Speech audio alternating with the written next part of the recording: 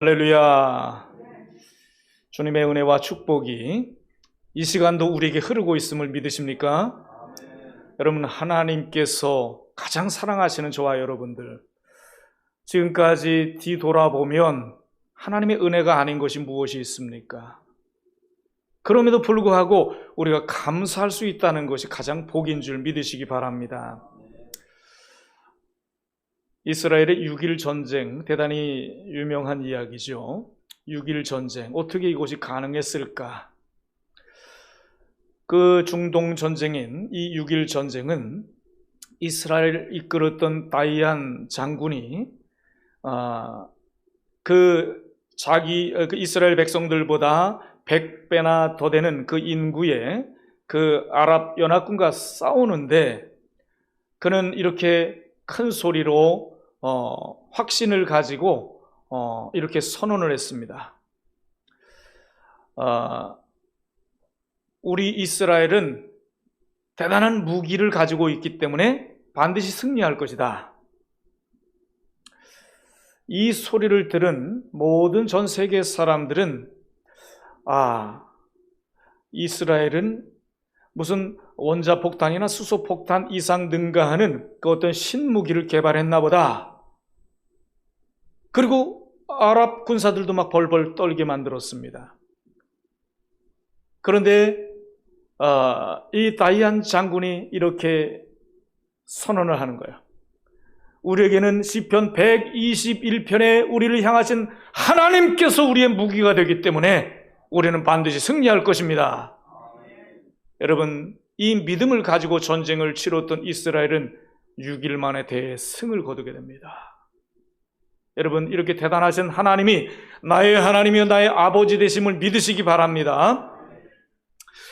흔히들 우리 인생 먼 길을 여행하는 순례자라고 하는 그런 이야기를 합니다.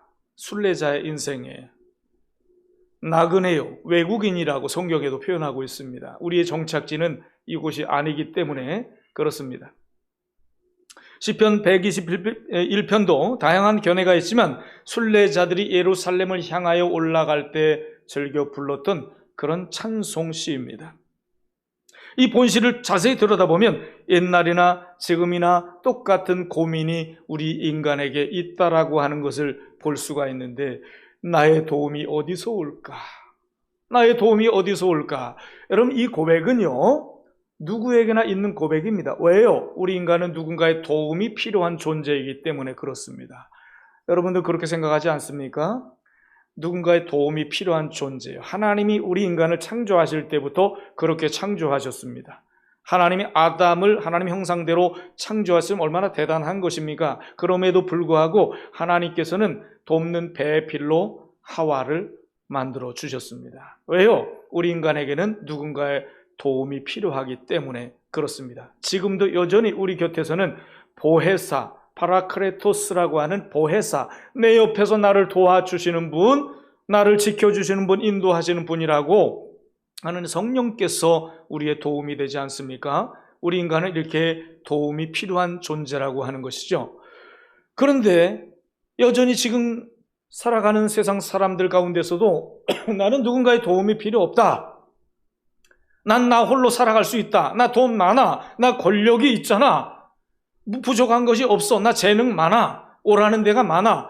이렇게 생각하는 사람이 많이 있습니다만은, 여러분, 우리는 하나님의 도우심이 없이는 살아갈 수 없는 것입니다. 그렇게 말하는 순간에도 하나님의 은혜를 지금 받고 그 힘으로 말하는 것이고, 그 호흡을 통해서 그렇게 말하는 순간이라고 하는 것을 모르고 살아가는 사람들이 불쌍한 것이죠.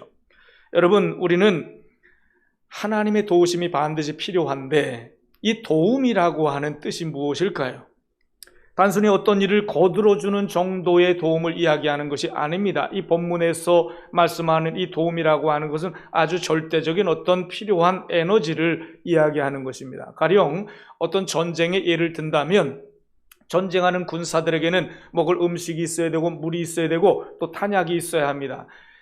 이것을 통해서 자기 생명도 국가도 가족도 지킬 수 있는 것입니다. 이것은 절대적인 것입니다. 마찬가지로 우리에게 필요한 절대적인 것들을 공급해 주시는 하나님 없이는 우리가 살아갈 수 없다라고 하는 사실이지요.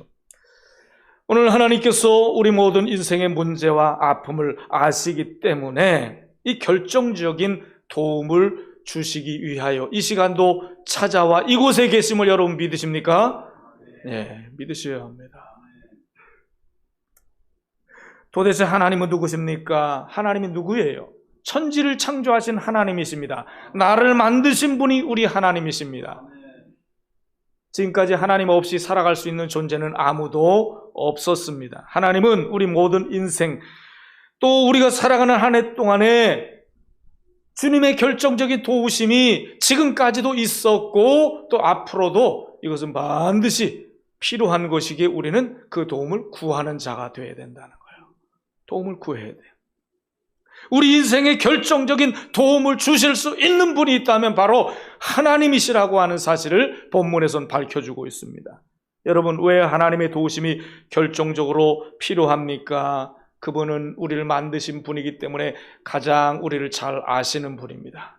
우리의 필요가 무엇인지도 가장 잘 아시는 분입니다. 내가 구하지 않았음에도 불구하고 구하기도 전에 이미 우리의 필요를 다 아시는 분이십니다. 그럼에도 불구하고 구하라 말씀하고 계시죠. 왜요? 구하는 거 하나님이 주셨음을 인지하며 살라고 하는 것입니다.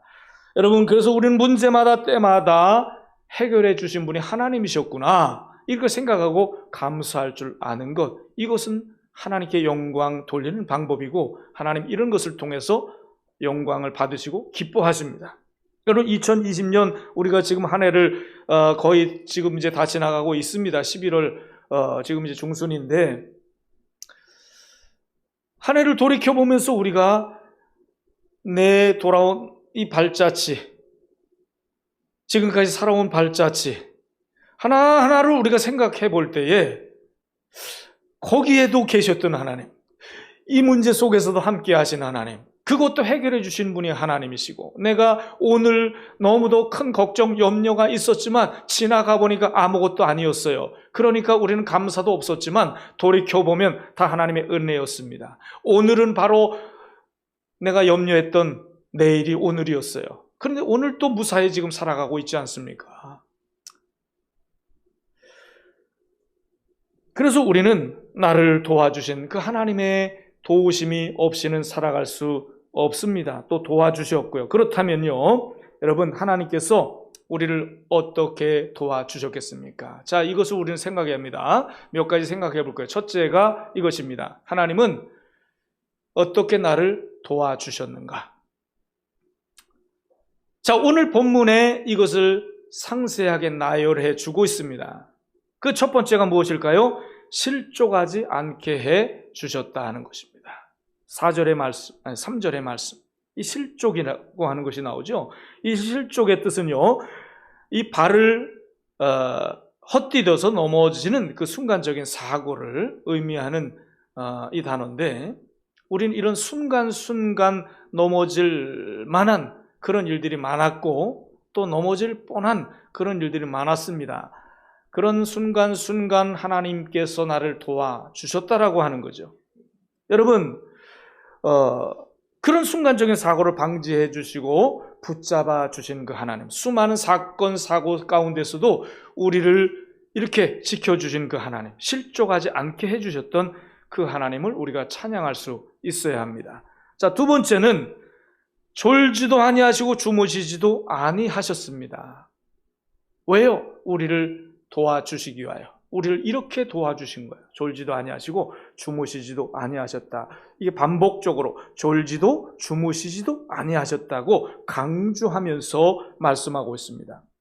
여러분, 당시에 이방 신들을 숭배하는 그런 자들은요, 제사를 지낼 때에 평상시에는 그 신들이 잠을 자고 있다고 그렇게 생각을 했다는 거예요. 그래서 제사 의식 속에는 불안하고 떠들썩한 이 제사 의식이 있습니다. 그래서 푸닥거리를 한다, 그런 이야기를 하지 않습니까? 그런데 우리 하나님은 어떤 하나님이십니까? 졸지도 아니하시고 주무시지도 아니하시는. 이거 뭐 비교가 되는 것이 아니에요. 최상의 우리 하나님이십니다. 저와 여러분들이 믿는 그 하나님은 이렇게 최상의 하나님이심을 믿으시기 바랍니다. 졸지도 아니하시고 주무시도 아니하시나요? 우리는 잠을 자잖아요. 졸기도 하잖아요. 쉬기도 하잖아요. 그런데 하나님은 쉴 수가 없으셔요. 왜요? 우리를 순간순간 지켜주시기 때문에 그렇습니다. 세 번째는 절대로 떠나지 아니하셨던 하나님을 5절에서 볼 수가 있으며 너를 지키시는 이시라 그랬고요. 내 오른쪽에서 내 그늘이 되시나니 그랬습니다. 여러분, 우리 앞에서 인도하시는 분이었고요. 내 등 뒤에서 나를 밀어주시는 분이었고 내 옆에서 내 친구가 되어주셨던 그분이 바로 하나님이십니다. 내 옆에서 나의 보디가드가 되셔서 나를 도와주셨습니다. 평안과 안식을 누릴 수 있도록 도와주신 분이 하나님이시다 하는 것이죠. 절대로 내가 너를 떠나지 아니하고 너를 버리지 아니하리라. 히브리서 13장 5절에도 약속했지 않습니까? 네 번째는 이 세상의 어떤 힘도 하나님의 도움을 막지 못하게 하셨다라고 하는 거예요. 오늘 6절에 보니까 낮에 해가 나오고 밤에 달이 나오지요. 이 세상의 가장 강력한 물리적인 힘이라고 하는 것은요, 낮에 태양, 밤에 달이라고 합니다. 그 기운이 이 세상을 살리고 자연을 살리고 우리도 이 도움을 받고 살아갑니다. 이 태양, 달이 나쁘다라고 하는 의미로 생각하면 안 되고 어떤 강력한 물리적인 힘이 우리를 해치는 일이 있다 할지라도 하나님이 지켜주신다라고 하는 것을 상징적으로 말씀한 거야. 그럼 이 태양, 이 열대 지역에서는요, 여름에는 살인적인 더위입니다. 그래서 이 광야에 오래 걷다 보면 그냥 지쳐 쓰러져 죽습니다. 그런데 하나님께서는 이스라엘 백성들 40년 동안 광야 생활하는 가운데서도 낮에 그 뜨거운 열기를 식혀주기 위한 양산을 씌워주셨는데 그것이 뭡니까? 구름 기둥이었습니다. 밤에는 또 이 찬 기운에 차가운 그런 냉기가 올라와서 그 추운 겨울 같은 그런 추위를 이길 수 있도록 불기둥으로 인도해 주시지 않습니까? 여러분, 이렇게 낮에 해가 우리를 상하지 않도록 지켜주신다. 이 열사병, 이게 뜨거운 그런 열기 때문에 일어나는 그런 병이었잖아요. 이 밤에 달이 우리를 해치지 못한다. 여행을 하다 보면 피로, 염려에 눌려서 감정적으로 쇠약해진다고 합니다. 고대 사람들은 이것을 광기, 정신, 착란이라고 불렀습니다. 그들은 이런 상태가 바로 밤에 달의 영향으로부터 온다. 이렇게 믿고 있습니다. 점성학에서도 달빛의 영향으로 정신병이 온다. 이런 이론이 있습니다. 그래서 고대인들은 달빛을 두려워했다라고 하는 설이 있어요. 그뿐만 아니라 이 달빛, 즉 밤에는 광야에는 무서운 맹수들이 활개를 칩니다. 그래서 밤에는 사람들이 나다니지를 못해요.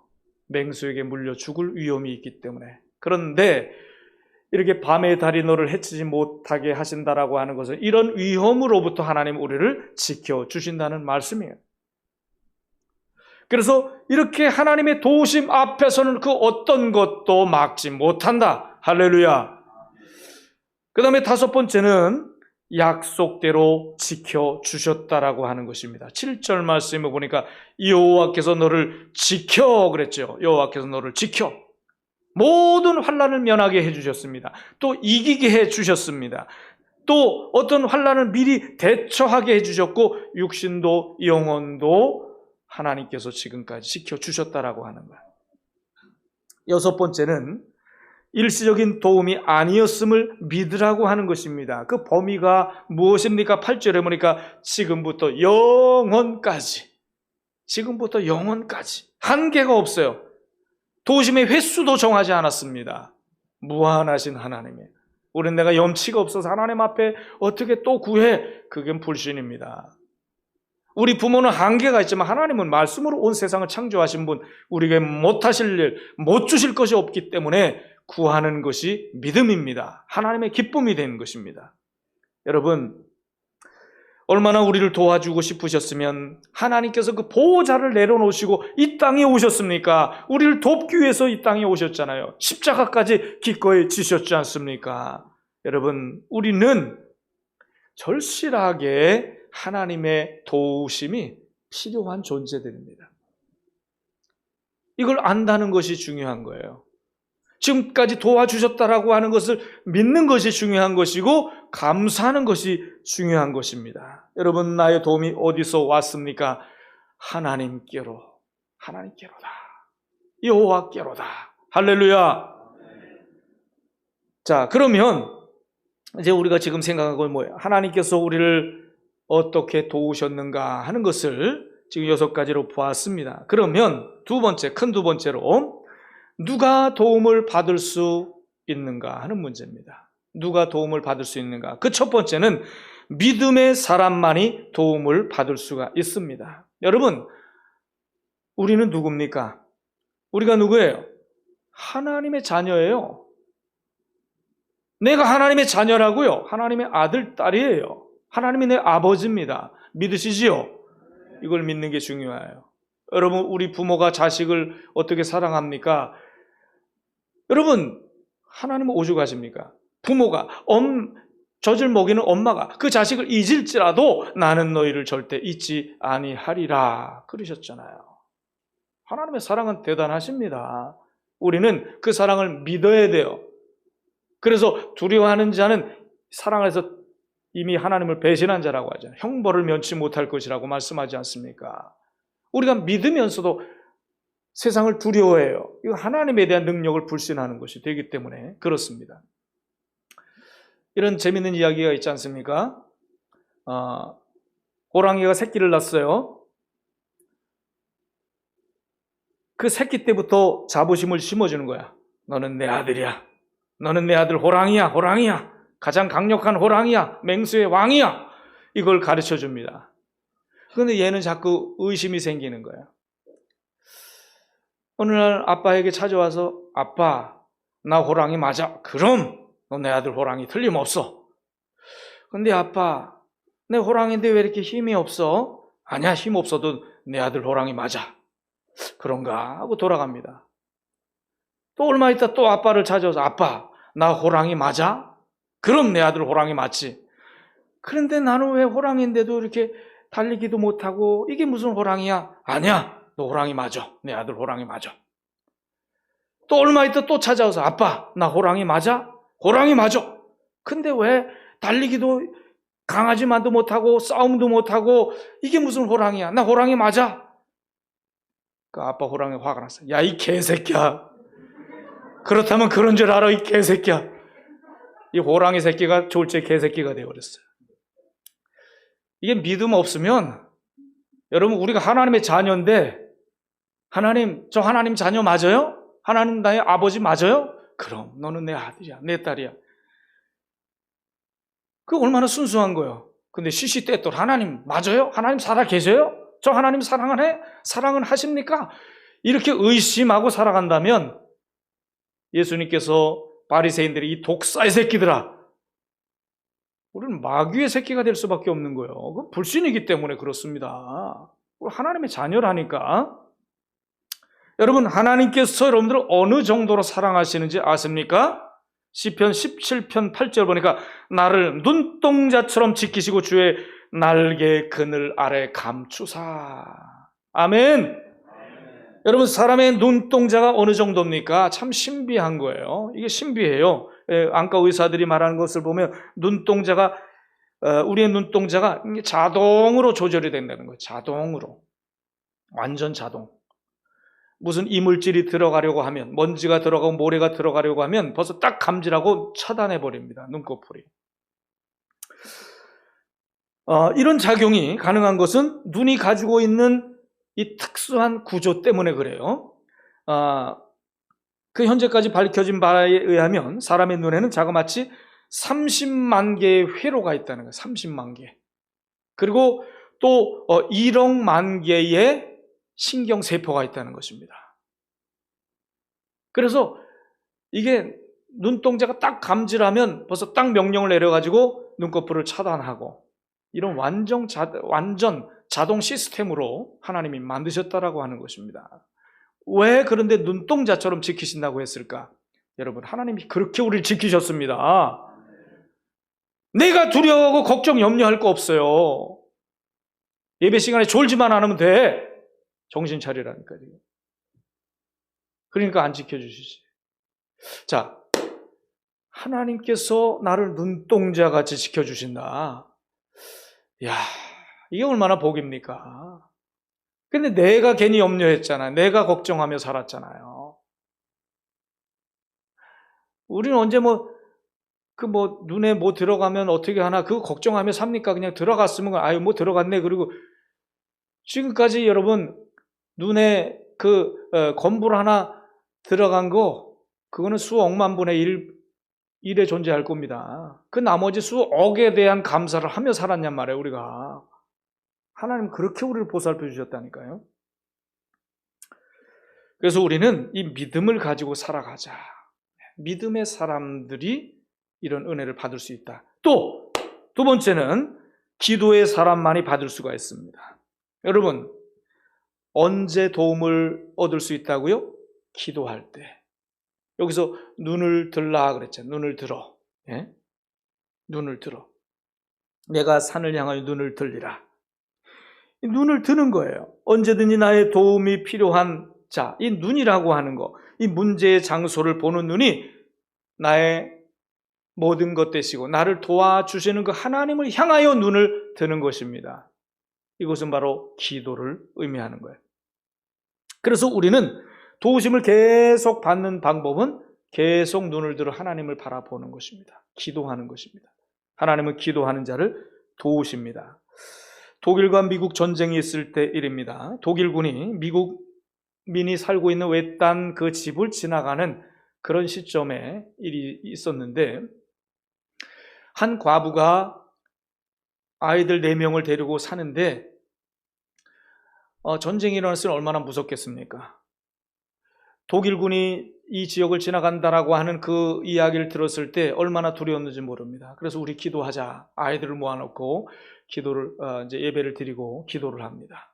하나님, 오늘 밤 우리 집에 성벽을 쌓아주셔서 무사히 하나님이 지켜달라고.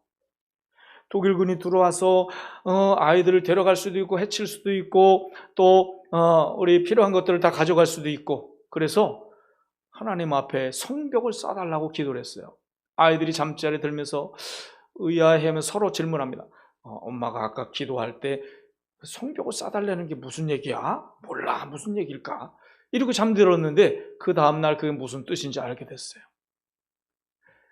그때부터 하나님께서 눈을 내리기 시작하는데 눈이 막 쌓여가지고 집을 덮어버렸어요. 독일군이 그 옆으로 지나갔지만 집이 있는지도 모르고 그냥 지나가 버린 거예요. 발자국을 보니까 그냥 수많은 군사들이 지나간 거예요. 하나님은 이렇게도 기도를 들어주시는구나.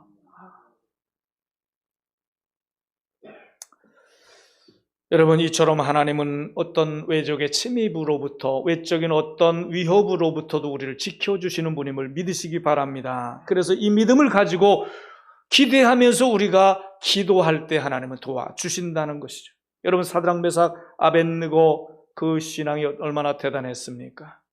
풀무풀 속에 집어 던진다라고 하는 우상 앞에 절하지 않으면, 그런데 던지는 사람들이 다 불타 죽었음에도 불구하고 그들은 죽으면 죽으리라, 또 그리 아니하실지라도 하나님 우리 건져주실 거지만 그리 아니하실지라도 이 믿음을 가지고 하나님의 믿음을 지켰을 때에 그는 머리털 하나 상하지 않았어요. 그들은 하나님 이렇게 믿음의 사람, 기도의 사람을 도와주십니다.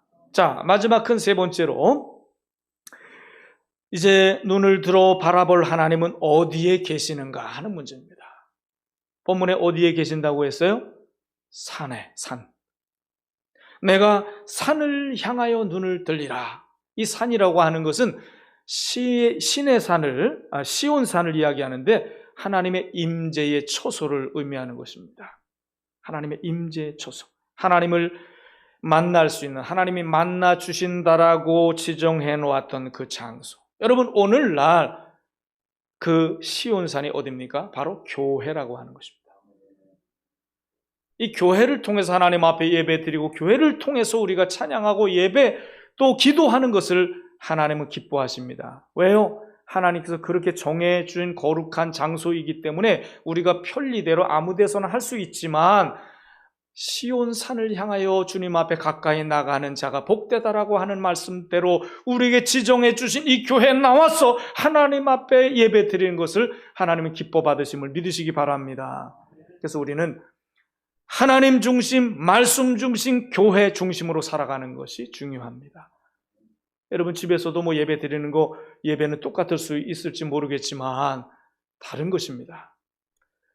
지금 코로나로 인해서 한동안 또 영상으로 예배 드린 적도 있었습니다. 불가피한 상황이 있을 수도 있습니다. 그러나 우리가 할 수만 있다면 교회 나와서 예배 드리는 것이 바른 예배고 복된 것입니다. 어느 장로님이 그 의사 원장이신데 이 코로나가 이제 발생이 돼가지고 같이 검사를 받는데 주일이 껴가지고 격리 대상이기 때문에 집에서 영상 예배를 드렸다는 거예요. 한 번도 주일을 빠진 적이 없었다고 하는데 영상 예배를 드린다는 거예요. 그래서 똑같은 마음을 가지고 내가 정성을 다해서 드려야 된다 해서 옷도 양복을 입고 다 갖추고 이렇게 준비하고 예배를 드렸는데도 이게 다르더라는 거예요. 집중도 잘 안 되고 또 핸드폰이 오면 또 보게 되고 물이 마시면 잠깐 해서 물 마시고 와서 또 그렇게 참여하게 되고 이게 영 다르더라는 거예요. 공허해지더라는 거예요. 그래서 이 코로나가 길어지고 또 영상으로 예배드리고 이게 길어지면 이거 영혼이 이거 죽겠구나 막 이런 생각이 들더라는 거예요.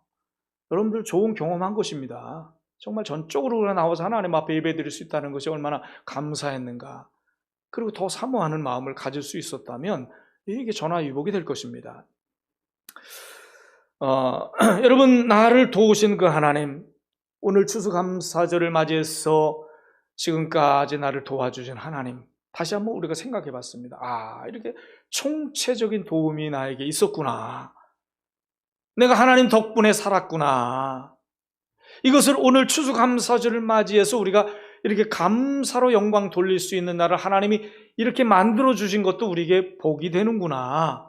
왜? 하나님은 감사할 줄 아는 자에게 더 큰 감사의 조건을 주시는 하나님이기 때문에 그렇습니다. 그래서 우리는 여러 가지 방법을 통해서 감사할 수 있는 거예요. 내 몸을 통해서 감사할 수 있습니다. 재능을 통해서 감사할 수 있습니다. 물질을 통해서 감사할 수 있습니다. 온 가족이 한 마음으로 감사할 수 있습니다. 여러분 특별히 오늘 추수감사 또 헌금을 드렸습니다. 특별히 한 해 동안 우리가 감사의 농사를 짓는 마음을 가지고 이 감사통에 가족들이 감사한 마음을 가지고 감사를 깨달을 때마다 또 감사하고 이런 운동을 했지 않습니까? 많이 참여하지 못했지만 이게 오늘날 저는 가장 자부할 만한 이것이야말로 정말 추수감사 헌금이구나라고 하는 이걸 깨닫게 됐고 지금 매년 이렇게 하고 있습니다. 뜻이 달라서 참여하지 못하시는 분들도 있지만 또 나름대로 추수감사 헌금을 하지만 나 그 마음으로 또 했어 하면 마찬가지니까 상관없겠습니다만은 그래도 우리가 평상시에 감사를 잊지 않는다라고 하는 것만큼 하나님 앞에 귀중한 감사가 어디 있겠습니까? 아무튼 우리가 잊지 않고 하나님 앞에 감사한다라고 하는 거, 하나님은 이것 또한 축복을 잊지 않으심을 믿으시기 바랍니다. 앞으로 이렇게 하나님의 은혜로 살았고 총체적인 이렇게 감사의 조건들이 많았음을 기억하면서 더욱더 우리가 하나님께 감사하며 영광 돌리며 살아가는 주님의 백성들 되기를 주의 이름으로 축원합니다. 우리 다 같이 기도하겠습니다. 오늘 1분 동안만 우리 감사의 모든 조건을 주신